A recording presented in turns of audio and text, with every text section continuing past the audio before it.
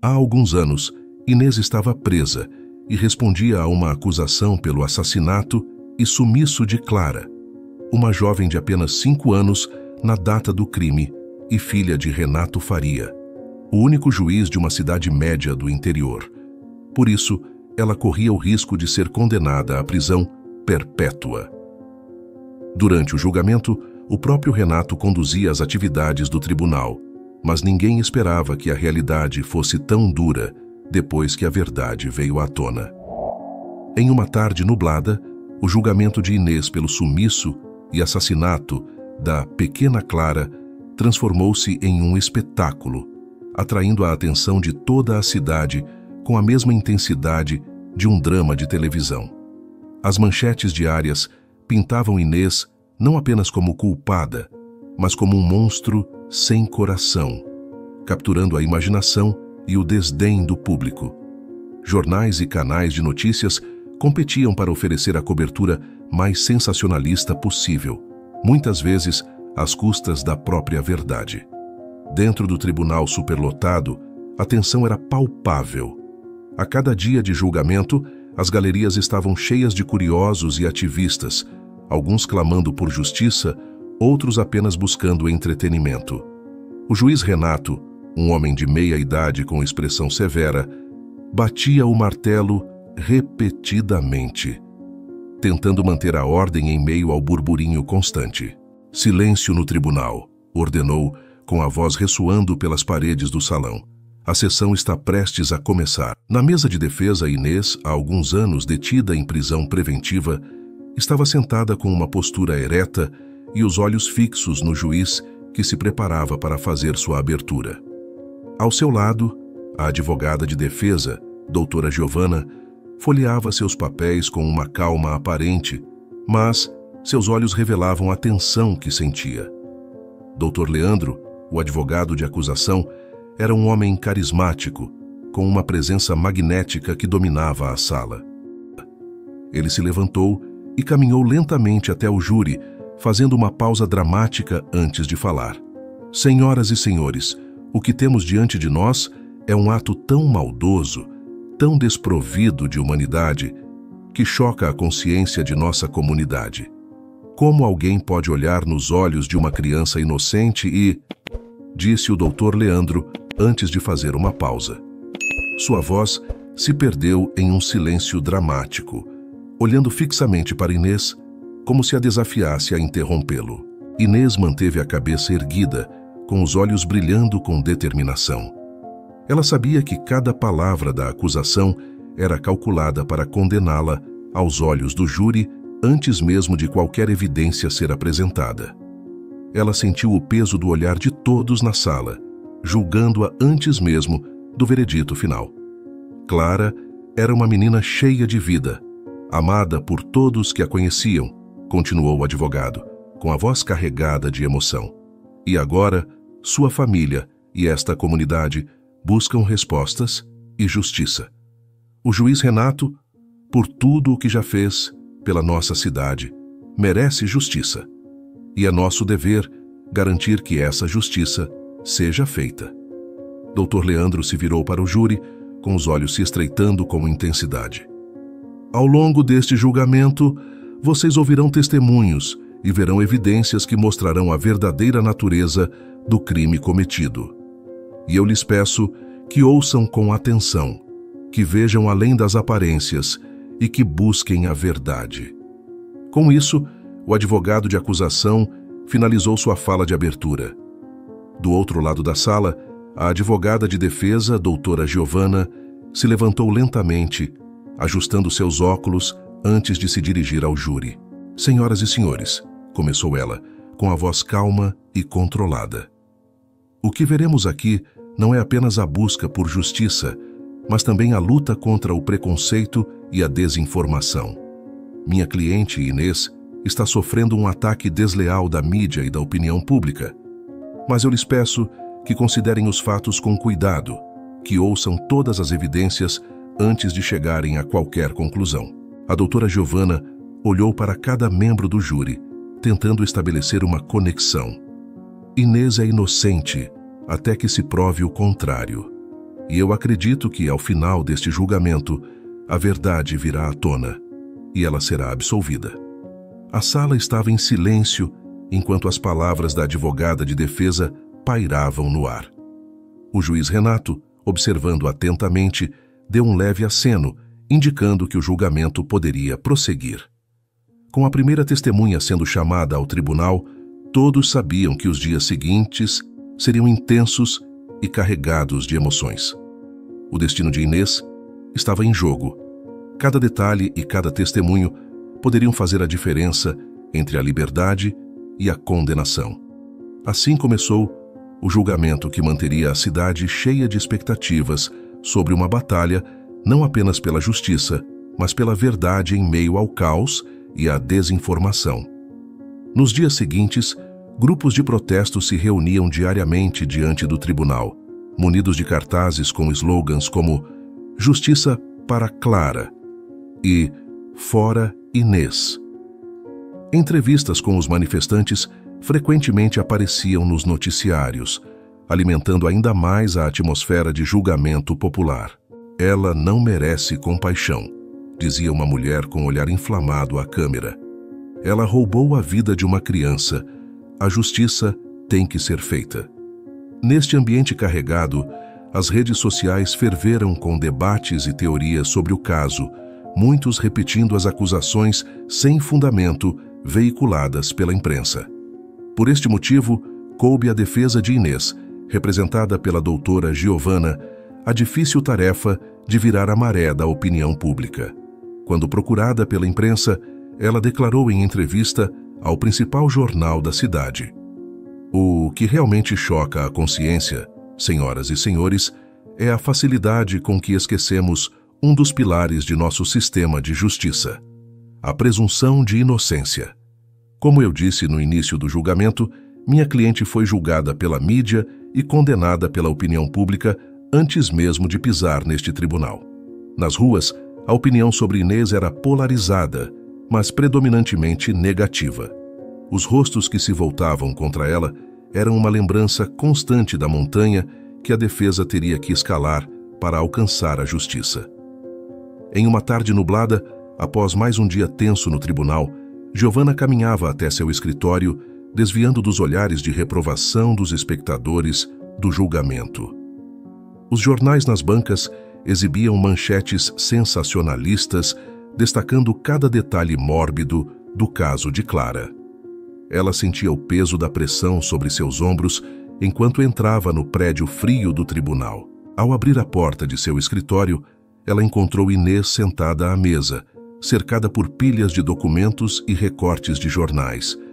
Seu semblante era uma mistura de determinação e exaustão.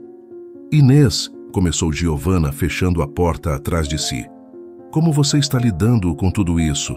Inês ergueu os olhos para encontrá-la, com o rosto cansado, refletindo uma tristeza profunda. "É difícil, Giovana. Eu sinto como se estivesse lutando contra o mundo inteiro.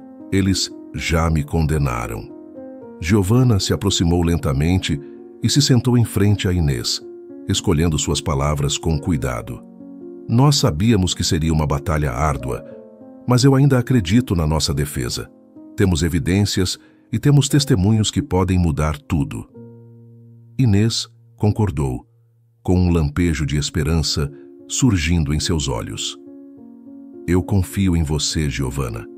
Só espero que o júri consiga ver além das mentiras que estão sendo espalhadas." Giovana colocou a mão sobre a de Inês, transmitindo um apoio silencioso. "Eles verão, Inês. Vamos provar sua inocência, custe o que custar." O tempo estava se esgotando, mas Giovana sabia que ainda havia uma chance. Ela voltaria ao tribunal no dia seguinte com uma determinação renovada, pronta para confrontar o juiz e desafiar cada acusação com a força dos fatos e da verdade.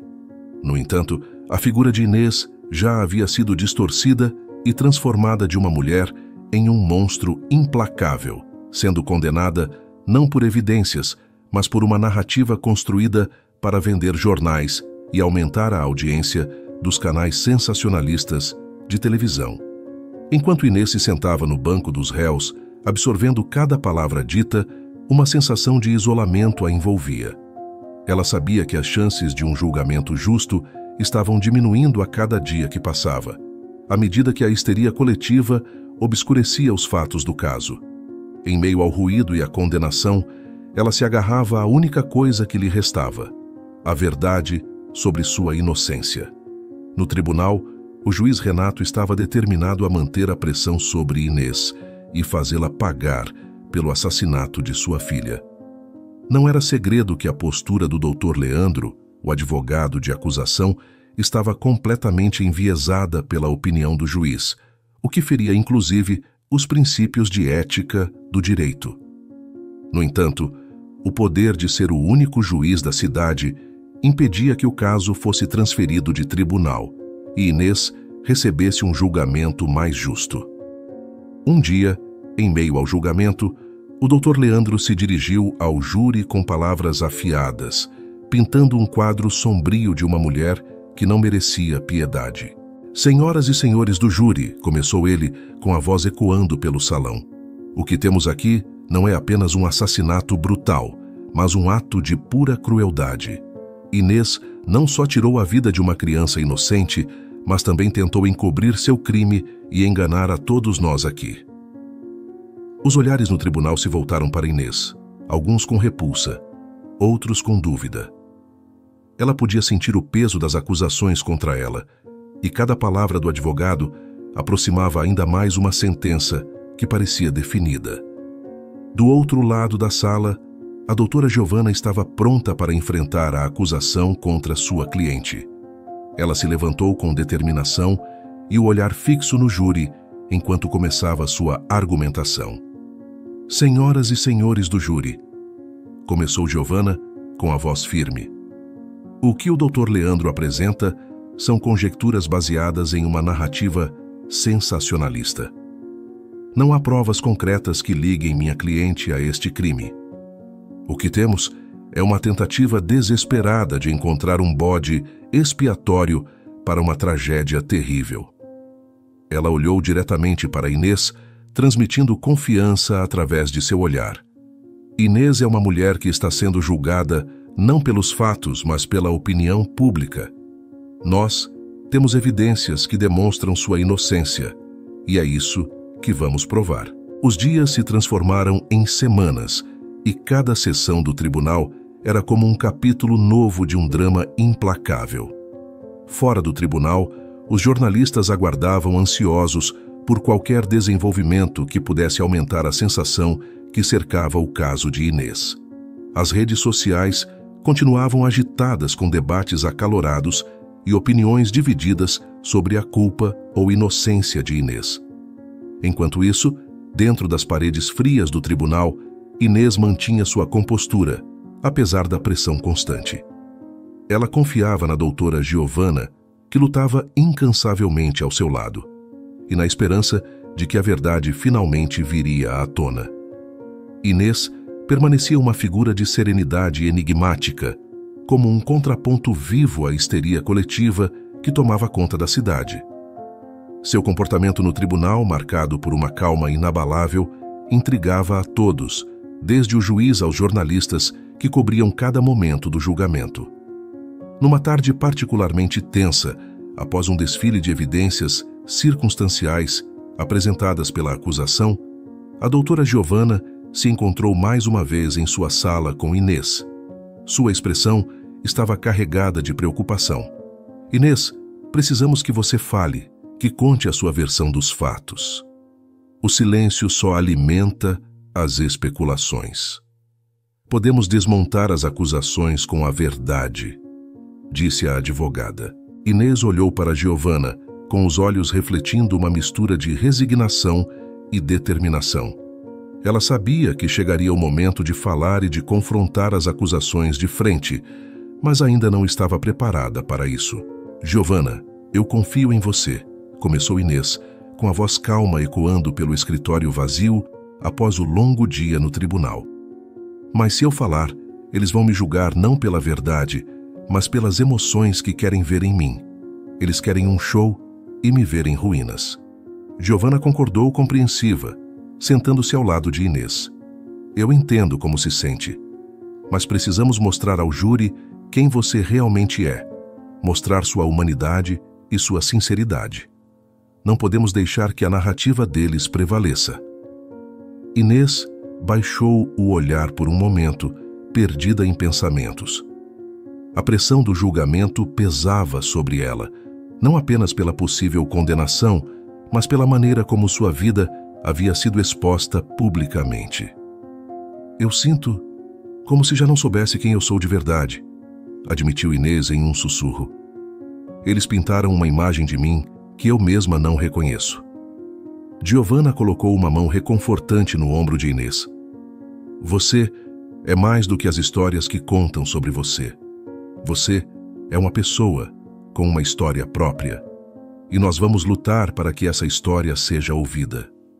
No entanto, Inês manteve-se firme, olhando diretamente nos olhos da advogada com uma clareza que parecia transcender as paredes da sala.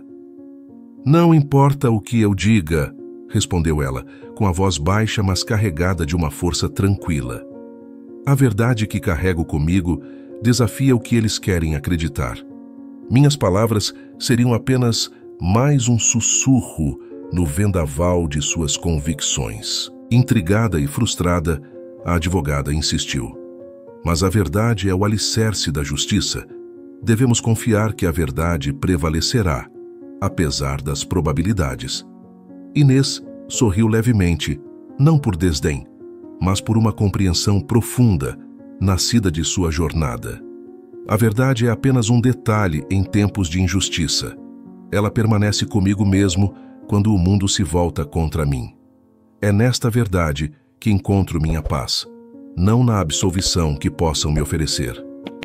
Mesmo diante da insistência de sua advogada, Inês escolheu o caminho da dignidade silenciosa, enfrentando os olhares de dúvida e julgamento com uma postura que desafiava a explicação. Naquela noite, Inês mal conseguiu dormir. Ela revisava cada detalhe de sua vida, tentando encontrar uma maneira de mostrar ao mundo quem realmente era. Cada vez que fechava os olhos, via o rosto de Clara, a menina cuja vida foi tragicamente ceifada, e sentia o peso da responsabilidade que caía sobre seus ombros. Nos dias seguintes, enquanto o julgamento se aproximava de seu desfecho, a atmosfera no tribunal tornou-se ainda mais carregada. A acusação apresentou suas testemunhas finais, cada uma reforçando a narrativa de culpa que haviam construído meticulosamente. O júri ouvia atentamente, alguns com lágrimas nos olhos, enquanto o juiz Renato, completamente envolvido na trama da perda de sua filha, habilmente conduzia o testemunho para maximizar o impacto emocional. Do outro lado, Giovanna assistia com uma expressão séria, tomando notas oportunas para sua próxima argumentação. Quando chegou a vez da defesa apresentar seu caso, Giovanna chamou suas próprias testemunhas, cada uma oferecendo uma perspectiva diferente sobre a personalidade de Inês e os eventos que levaram à tragédia. Amigos e colegas de trabalho a descreveram como uma pessoa gentil e prestativa, incapaz de um ato tão terrível como o que estava sendo descrito no tribunal. No dia em que Inês finalmente subiu ao estrado, o tribunal ficou em silêncio. Ela encarou o júri com serenidade, com os olhos buscando compreensão e empatia nas expressões daqueles que decidiriam seu destino. Sua calma não era uma rendição, mas uma declaração de força interior.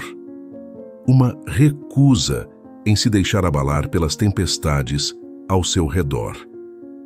Esse mistério em torno de sua tranquilidade apenas aumentava o fascínio e a especulação pública.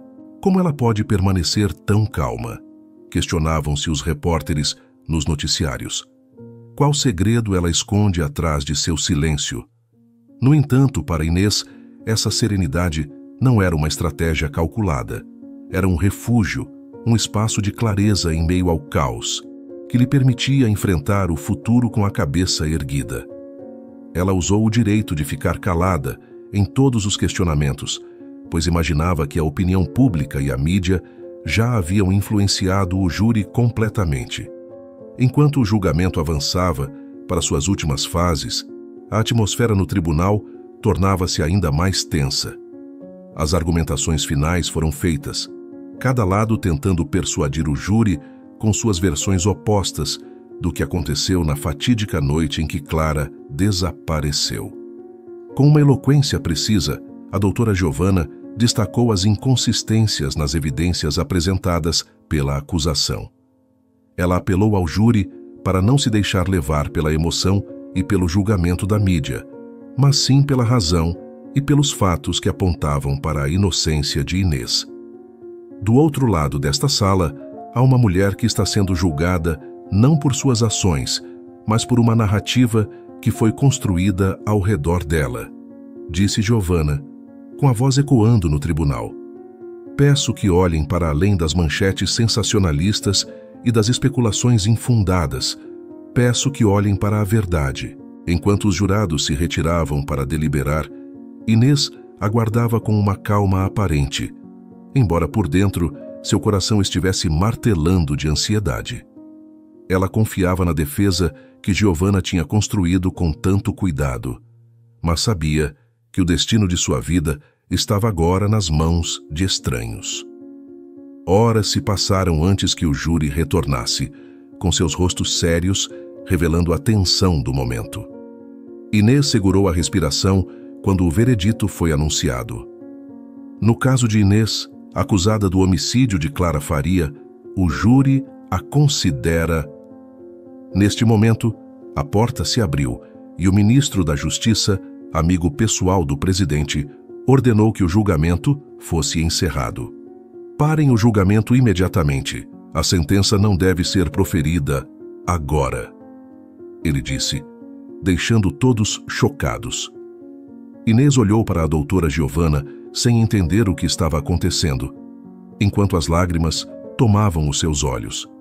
Devido à grande repercussão do caso na mídia, o alto poder político ficou sabendo do caso e foi pressionado sobre a inconstitucionalidade da atuação do juiz Renato no caso, visto que ele era o pai da menina.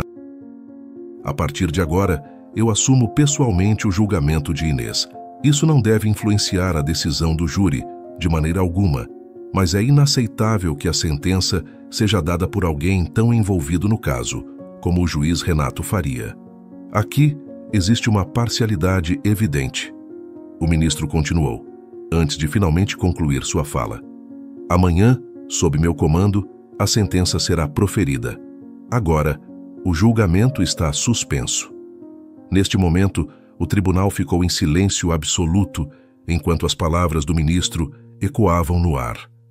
Cada uma delas foram como uma bomba tanto para Inês quanto para todos os demais presentes. Ao retornar à fria e sombria cela, que chamava de lar nos últimos anos, Inês refletiu que havia ganhado mais um dia, antes da sua provável condenação à prisão perpétua.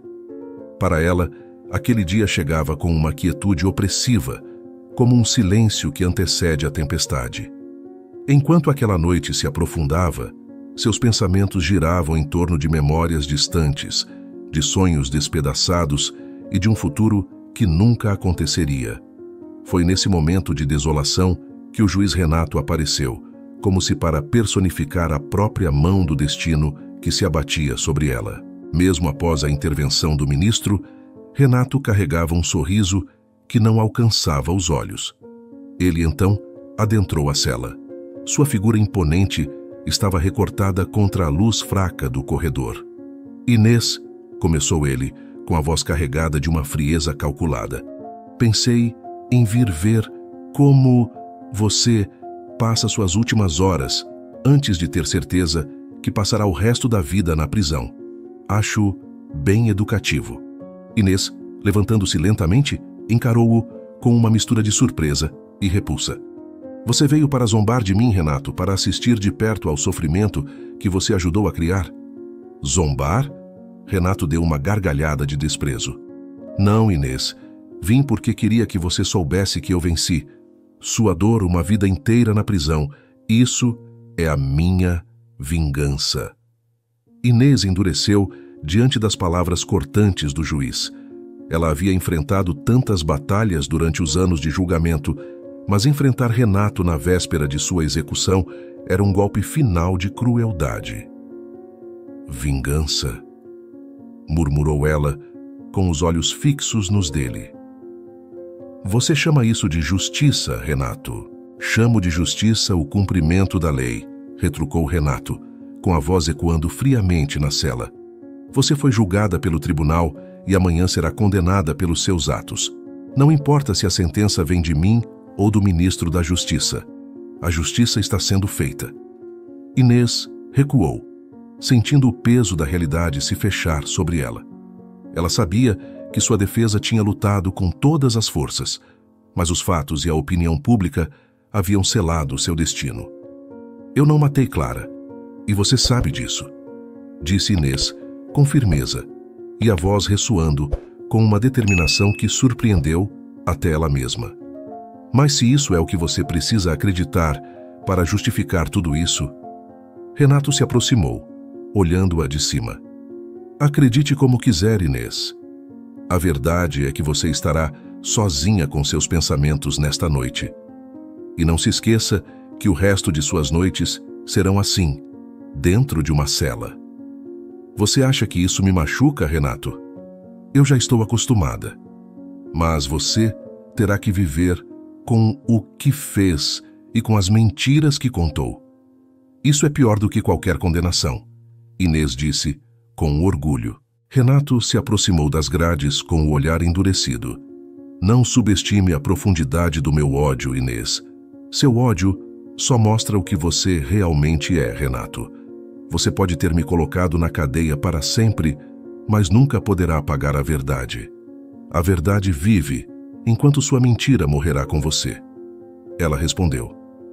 Por um momento, Renato pareceu vacilar, como se as palavras de Inês tivessem atingido seu coração. No entanto, ele se recompôs, com seu rosto se fechando novamente em uma máscara de desdém. Aproveite essa noite, Inês, porque as próximas passarão cada vez mais devagar, até que você apodreça na prisão. Com essas últimas palavras, Renato se virou e saiu, deixando Inês sozinha com seus pensamentos e a noite sem estrelas. A cela se tornou um lugar de sombras e silêncio, onde Inês enfrentava não apenas a realidade de sua condenação, mas a injustiça que a havia assombrado desde o início. Ela se deitou em sua cama estreita, com os olhos fixos no teto, perdida em reflexões sobre sua vida. O que ela poderia ter sido se as coisas tivessem sido diferentes? Ela reviveu cada momento do julgamento, cada olhar de acusação e cada testemunho distorcido que havia selado seu destino antes de pegar no sono. No meio da madrugada, Inês foi acordada por um guarda que veio trazer uma refeição simples. Ele mal olhou para Inês enquanto deslizava a bandeja através das grades. Ela não tinha apetite, mas sabia que precisava se alimentar para o dia seguinte. Você não tem medo de passar a vida inteira na prisão? Disse o guarda de repente, surpreendendo Inês com sua pergunta direta. Medo? Ela repetiu, olhando para ele com uma expressão tranquila. Eu já enfrentei o pior. Não há mais nada a temer. O guarda concordou, como se sua resposta o deixasse perplexo. Ele se afastou em silêncio, deixando Inês sozinha novamente com seus pensamentos sombrios. O tempo parecia ter perdido seu significado naquela cela. Cada segundo arrastava-se dolorosamente enquanto Inês se preparava para o inevitável. Ela não sabia como seria passar o resto da vida presa, mas estava determinada a enfrentar seu destino com a mesma dignidade que havia mantido ao longo de todo o julgamento. Enquanto a madrugada se arrastava para o amanhecer, Inês fechou os olhos e mergulhou em uma prece silenciosa, buscando forças não apenas para si mesma, mas para aqueles que haviam acreditado nela, apesar de tudo. A visita do juiz na noite anterior à sua condenação não trouxe conforto nem solução, mas apenas um lembrete cruel da traição e da perda. No entanto, também reforçou em Inês uma nova determinação de provar sua inocência, como se recusasse que o ódio de Renato definisse o resto da sua vida. No dia seguinte, diante de um tribunal novamente lotado, um silêncio pesado pendia no ar, denso como nevoeiro. Funcionários da prisão, jornalistas com permissão especial e um pequeno grupo de curiosos e autoridades locais enchiam o espaço. Suas expressões variavam entre a expectativa mórbida e o desconforto evidente. A tensão era quase palpável, como se todos presentes compartilhassem uma respiração coletiva, aguardando o desenlace final do drama que capturou a atenção da nação. Inês, com os pulsos e tornozelos presos, foi conduzida à mesa da defesa ao lado da doutora Giovanna. Seu passo era firme e sua postura estava, como sempre, ereta e confiante, apesar do peso das correntes. Ela enfrentou a plateia silenciosa com uma serenidade que contrastava com o ambiente carregado de emoções. O ministro da Justiça fez um gesto discreto e a sala mergulhou em um silêncio ainda mais profundo. Era como se o mundo estivesse suspenso, aguardando o veredito final da justiça. Inês dirigiu seu olhar para o pequeno grupo que compunha o júri, antes de seu olhar encontrar brevemente o de doutora Giovanna. Um aceno sutil, carregado de gratidão e resignação, passou entre elas antes que Inês voltasse sua atenção para a cadeira à sua frente. As formalidades foram cumpridas e o julgamento estava prestes a ser retomado. Inês ouviu o murmúrio distante das vozes ao seu redor, mas sua mente estava focada em um lugar distante, além das paredes que a cercavam. Ela fechou os olhos por um momento, reunindo suas forças para o que viria a seguir. Os olhares curiosos e os flashes das câmeras desapareceram na periferia de sua consciência. O momento estava chegando e era inevitável enfrentá-lo. Ela respirou fundo, buscando a paz que encontrou no silêncio de sua cela solitária tantas vezes antes. Apesar da palidez, o rosto de Inês emanava uma serenidade desafiadora. Seus olhos começaram a varrer a sala várias vezes seguidas, registrando cada detalhe e cada rosto presente, até que se fixaram em Renato, que, contrariamente à sua habitual postura confiante na cadeira de juiz, parecia inquieto como espectador. O ministro da Justiça finalmente tomou a palavra. Eu declaro que o julgamento está oficialmente retomado.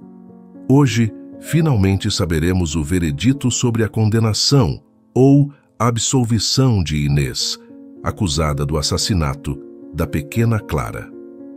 Neste momento, Inês pensou que a batalha já estava perdida, e aquilo tudo havia sido apenas uma formalidade para que a sentença não fosse decidida por Renato, que, como juiz do caso e pai da menina assassinada, era alguém muito parcial para definir sua sentença, o que abriria margem para a anulação. No entanto, para sua surpresa, o ministro se dirigiu diretamente a ela, dizendo: Inês, percebo que você não se defendeu de maneira adequada, talvez porque estivesse se sentindo pressionada pela presença do juiz Renato ao longo do julgamento. Você tem algo a dizer antes que eu siga com a decisão do júri? Ele disse, deixando todos os presentes boquiabertos. Sim, tenho. E o que vou dizer pode mudar tudo, Inês declarou. Todos na sala se inclinaram e um murmúrio de surpresa correu entre os presentes. Até Renato pareceu prender a respiração, com uma sombra de preocupação passando por seu rosto. Inês continuou, com os olhos fixos nos de Renato. Há muito tempo, carreguei o peso de um segredo que não pude revelar. Um segredo que poderia ter mudado o curso deste julgamento desde o início. O ministro olhou para Renato, que agora parecia completamente atordoado. Os murmúrios na sala cresciam, ecoando o suspense que se espalhava como fumaça densa. Inês prosseguiu, e cada palavra pesava no ar carregado. Eu não matei Clara. Eu nunca sequer a machuquei. E minha conexão com ela vai muito além do que vocês imaginam. Um arrepio percorreu a sala. As câmeras piscavam, capturando a expressão atônita de Renato. O ministro levantou-se, com a voz firme cortando o tumulto crescente. Ordem na sala. Explique-se, senhora. Inês lançou um olhar rápido para sua advogada, Giovanna, cujos olhos brilhavam com uma mistura de choque e esperança. Clara não morreu da maneira como foi relatada, continuou Inês, com suas palavras cheias de intensidade. Ela está viva. O silêncio que se seguiu foi ensurdecedor. Os presentes na sala, dos funcionários da prisão aos jornalistas, mal podiam acreditar no que acabavam de ouvir. Renato estava pálido, com os lábios entreabertos e em um choque absoluto. O ministro bateu o martelo, exigindo silêncio mais uma vez, antes de olhar fixamente para Inês. Você está dizendo que Clara está viva? Conte a verdade de uma vez por todas. Inês olhou ao redor, vendo a incredulidade estampada em cada rosto presente no tribunal. Ela respirou fundo mais uma vez, reunindo suas forças para revelar a verdade que havia guardado por tanto tempo. Uma verdade que poderia finalmente libertá-la da sombra da condenação injusta. Clara não morreu naquele dia, como eu disse. Começou ela, com a voz ecoando firme na sala. Ela foi levada, escondida, para longe. Eu sei quem a levou e por quê. O ministro da Justiça levantou uma sobrancelha. Seu interesse agora estava completamente capturado pela reviravolta surpreendente nos eventos. A sala estava em silêncio absoluto, com toda a atenção reunida nas palavras de Inês, esperando o desenrolar final de uma história que havia começado com tanto drama e tragédia. Inês olhou mais uma vez diretamente para os olhos de Renato, com sua expressão misturando compaixão e uma calma que contrastava com a agitação ao seu redor. Eu sou a mãe de Clara, Inês anunciou com uma intensidade que reverberou pelas paredes da sala. Um choque coletivo foi palpável. Era como se o tempo tivesse parado. Apesar do juiz Renato se pintar como um coitado pela morte da filha, ele não parecia se importar em culpar a mãe da menina por suas próprias maldades. Renato se levantou bruscamente e sua cadeira rangeu sob o movimento abrupto. Isso é um absurdo. Ela está tentando manipular o sistema. Ele esbravejou para o ministro da Justiça, tentando controlar a narrativa, mas sua voz denunciava um leve tremor. Inês continuou, ignorando a interrupção. Ela está com os avós, em um lugar que você chama de inferno, não é, Renato? Ela disse, antes de também se virar para o ministro. Verifiquem antes que seja tarde demais. Renato, agora profundamente perturbado, tentava articular uma resposta, mas Inês não dava espaço para interrupções. Os avós de Renato cuidam da Clara, desde que ela desapareceu. Eles a mantêm escondida, longe dos olhos do mundo, mas muito bem cuidada, apesar da garota não ter o movimento das pernas. Inês fez uma pausa, e a sala agora permanecia em um silêncio absoluto, pois ninguém acreditava em suas palavras. Renato precisava esconder o que fez com a própria filha, depois de bater o carro e condená-la a uma cadeira de rodas. É por isso que ele estava tão determinado a me incriminar e sempre escondeu que eu era mãe da sua filha. O ministro da Justiça, agora profundamente intrigado, interveio com autoridade. Senhora Inês, prove imediatamente do que está falando. Este é um assunto sério e não pode ser usado para jogos ou artimanhas. Inês olhou diretamente nos olhos do ministro, com uma expressão grave e determinada. Eu não estou brincando, Excelência. Desde o início, eu sabia que havia algo errado com a narrativa que culminou neste julgamento, mas a mídia me condenou de uma forma que eu não soube sequer me defender. Clara não morreu. Ela foi apenas sequestrada, e não por mim. Renato tem escondido isso por anos. Os jornalistas na sala estavam frenéticos e as câmeras capturavam cada palavra dita por Inês, enquanto a verdade começava a se desenrolar diante deles. O ministro levantou a mão pedindo silêncio na sala. Isso são acusações sérias, senhora Inês, e a senhora está apenas girando em torno do mesmo ponto. Precisamos de provas. Inês concordou, com sua mente agora clara e focada no pedido do ministro. O celular de Renato, com certeza, tem as coordenadas do local onde ela está escondida. Eu mesma sei o endereço da casa dos avós dele. No entanto, eu preciso de sua palavra, Excelência, de que ela estará protegida e será retirada do inferno onde está presa. A sala explodiu em caos. Os murmúrios cresceram em volume, todos tentando assimilar as implicações dessa reviravolta. Giovanna, a advogada de Inês, agindo rapidamente, se adiantou. Exijo uma suspensão imediata deste julgamento. Há novas evidências que precisam ser investigadas. Renato, agora visivelmente abalado, tentava manter sua fachada de indignação. Ela está mentindo. Isso é um truque desesperado. No entanto, a dúvida já havia sido plantada. O ministro da Justiça, com uma expressão agora gravemente séria, declarou: "O julgamento está suspenso. Vamos averiguar essa alegação imediatamente." A sala ficou em silêncio enquanto o ministro da Justiça ponderava suas próximas palavras. Era uma reviravolta inesperada, um momento que poderia reescrever não apenas a história de Inês, mas também o destino de Clara.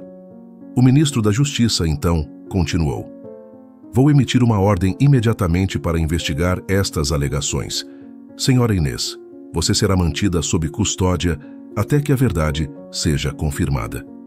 Se suas palavras se provarem verdadeiras, prometo que sua pena será revista. Renato ficará sob supervisão da Justiça até que sua inocência seja provada." O ministro, então, virou-se para Renato: "E caso seja condenado, você sabe muito bem qual será o seu destino, depois de tantos anos batendo o martelo neste tribunal, certo?" Ainda atônito e furioso, Renato foi escoltado para fora da sala, enquanto a investigação era preparada. Inês permaneceu sentada por alguns instantes, com seu coração batendo forte. Enquanto Inês era retirada do tribunal, o olhar que trocou com Giovanna foi de uma intensidade que só os mais observadores notaram. Era um olhar que dizia muito sem palavras. A verdade finalmente começava a rachar a superfície de mentiras construídas ao longo de anos. A revelação de Inês não apenas interrompeu o julgamento, mas também abriu um mar de possibilidades que poderiam redefinir o caso completamente. O destino de Inês, Clara e o próprio Renato estava agora pendurado em um fio de incertezas. Nos dias que se seguiram, uma investigação intensiva foi iniciada para encontrar Clara e verificar a veracidade das alegações de Inês. As mídias sociais e os jornais ferveram com debates e teorias sobre o caso, enquanto os advogados de ambas as partes preparavam-se para os desdobramentos legais.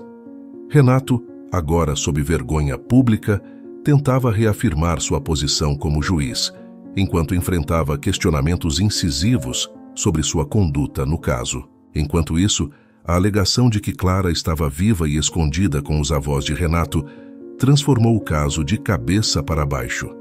A tensão era palpável, enquanto o público aguardava notícias de desenvolvimentos cruciais que poderiam mudar tudo. Inês foi transferida para uma nova cela temporária e mantida sob segurança rigorosa. Giovanna trabalhava incansavelmente para garantir que sua cliente estivesse protegida e que a verdade viesse à tona. Dias depois, em uma reviravolta surpreendente, os avós de Clara foram localizados. Equipes da polícia foram enviadas imediatamente à fazenda isolada mencionada por Inês. Ao chegarem, encontraram uma cena surpreendente. Clara, agora com 10 anos, brincava no jardim sob o olhar atento de um casal de idosos que se identificou como os bisavós da menina. O bisavô explicou com a voz trêmula: "Meu neto Renato nos trouxe Clara 5 anos atrás, dizendo que a mãe dela havia se envolvido em um acidente terrível e que era perigoso para Clara ficar na cidade.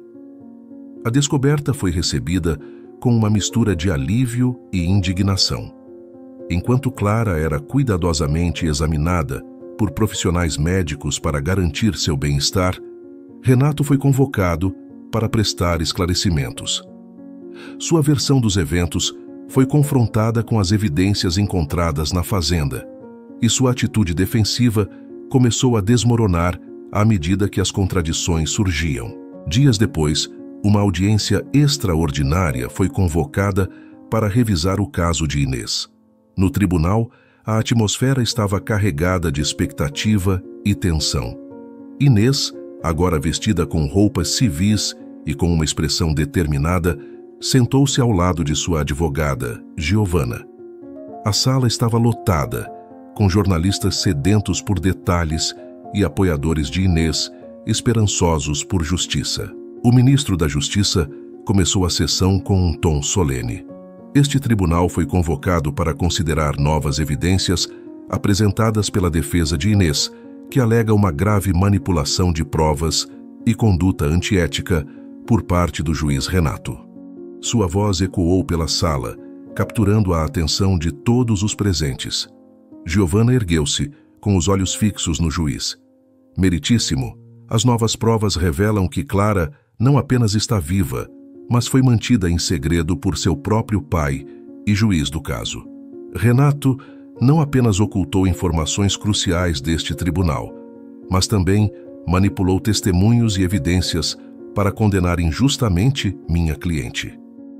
Renato, visivelmente tenso e pálido, tentou interromper. Isso é um absurdo. Eu agi no melhor interesse da justiça. Clara estava em perigo e eu apenas tomei medidas para protegê-la. O ministro levantou a mão para silenciar Renato. Você terá a oportunidade de se explicar, Renato. Primeiro, ouviremos todas as evidências apresentadas pela defesa. Durante horas, testemunhos foram ouvidos, documentos foram examinados e as palavras dos bisavós de Clara foram cruciais para revelar a verdade. A história de Renato começava a desmoronar diante dos olhos de todos, enquanto sua conduta era condenada com rigor. Ao final do dia, o ministro tomou a palavra novamente. Sua expressão era grave, refletindo a seriedade do momento. Com base nas novas evidências apresentadas, este tribunal determina que houve uma grave manipulação do curso da justiça por parte do juiz Renato Faria, o que fere os princípios do direito e a Constituição deste país. Inês, você está oficialmente livre das acusações do sumiço e suposto homicídio de Clara. Um suspiro coletivo encheu a sala, seguido por aplausos contidos dos apoiadores de Inês. Renato, no banco dos réus, estava pálido e imóvel. Sua mente lutava para processar o que acabou de acontecer. A batalha legal estava longe de terminar, mas para Inês, aquele momento representava mais do que a simples absolvição. Era a redenção de uma mulher que enfrentou a injustiça de frente, a prova de que a verdade, apesar de tardia, prevalece. Por sua vez, aquela descoberta foi um golpe devastador para a defesa de Renato. As evidências eram incontestáveis e sua trama, construída sobre um castelo de mentiras, começou a desmoronar. De volta ao interrogatório, o ministro confrontou Renato com a nova evidência. Renato, sua filha foi encontrada viva, com seus avós, exatamente onde Inês disse que ela estaria. O ministro cruzou os braços com um olhar fixo e incisivo. Renato, percebendo que o jogo havia acabado, abaixou a cabeça, com sua expressão finalmente desmoronando. Eu só queria proteger minha carreira, ministro. Eu não sabia o que mais fazer. Se eu fosse detido por beber e dirigir, perderia tudo e jamais conseguiria justificar como Clara ficou presa a uma cadeira de rodas sem expor o acidente. O ministro, com a voz carregada de desprezo, respondeu: proteger sua carreira, às custas da verdade e da justiça e até mesmo de sua própria filha, é inaceitável. Uma hora ou outra, a verdade sempre aparece. As investigações subsequentes revelaram a extensão do plano de Renato. Ele havia manipulado as evidências para incriminar Inês, usando sua influência para orquestrar o sequestro e morte de Clara, tudo em uma tentativa desesperada de proteger sua reputação. A revelação abalou o sistema judicial e a opinião pública. Renato foi rapidamente destituído de seu título de juiz e enfrentou acusações criminais sérias. Em uma reviravolta irônica do destino, ele foi encarcerado na mesma prisão onde Inês havia passado alguns anos de sua vida, agora como um condenado, enfrentando a perspectiva de uma sentença que poderia ser tão dura quanto a que ele um dia tentou impor a Inês. Enquanto a notícia se espalhava, a atmosfera da opinião pública era uma mistura de choque e alívio para os apoiadores de Inês. Finalmente livre das acusações injustas que a assombraram, ela enfrentava agora um novo capítulo de sua vida. A reconciliação com Clara era o foco principal, pois a conexão entre mãe e filha, depois de anos separadas pela trama cruel de Renato, prometia ser difícil. Giovanna, sua advogada incansável, agora dedicada a buscar reparação para Inês, processou o Estado por sua prisão injusta e lutava para restaurar sua reputação e oferecer a ela e a Clara um novo começo. Nos corredores do Ministério da Justiça, discussões sobre reformas éticas e revisões de procedimentos judiciais ganharam cada vez mais força. O caso de Inês não apenas expôs a corrupção individual de alguns juízes, como também lançou luz sobre falhas sistêmicas que permitiram que tal injustiça ocorresse. A partir disso, uma nova esperança começou a surgir para Inês. Sua história não era apenas de sobrevivência, mas de resiliência, coragem e, finalmente, justiça restaurada. Nas semanas seguintes à sua saída da prisão, Inês foi recebida por uma multidão de apoiadores e jornalistas. Seu rosto, agora marcado pela determinação e resiliência, contrastava com a imagem frágil e abatida que o público havia visto nos primeiros dias do julgamento.